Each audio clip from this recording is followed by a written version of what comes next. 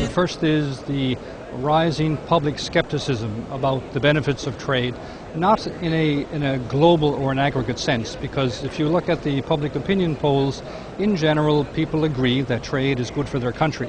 The issue is it good for me as an individual? And here there's a growing concern that maybe it isn't all the time.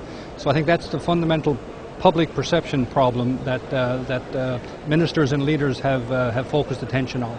The second part of the issue, though, relates to actions that governments have taken to either open markets further, and there have not been enough of those actions, or actions that governments have taken to close or restrict their markets.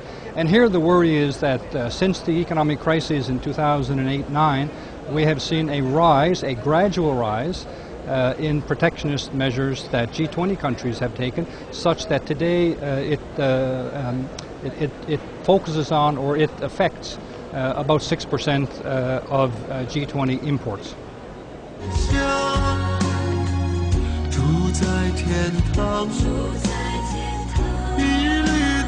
The e-WTP platform is, I think, the business community also coming to the party here. This is a proposal that's come out of the Business 20 so far this year.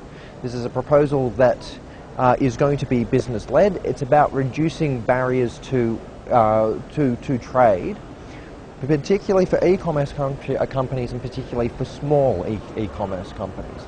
I think given this difficult environment, given that trade, as an economic governance scholar, I'll tell you that trade is one of the most depressing challenges that the world faces at the moment. The system has fragmented.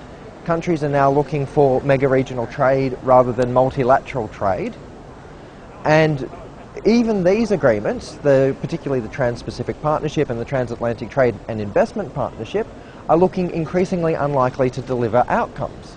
So what we're looking at is 2 decades of glacial progress, probably going to become 3 decades of glacial progress. So what governments can do here, and on top of that, there's an increasing threat of protectionism, which is actually going to lead to backsliding and these globalized flows of goods and services actually coming back and reducing future income gains.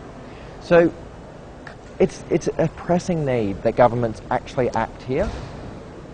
Actions like the e-WTP within this context are important. Starting with pilot programs, starting small, is a reasonable and completely feasible approach to trying to boost trade.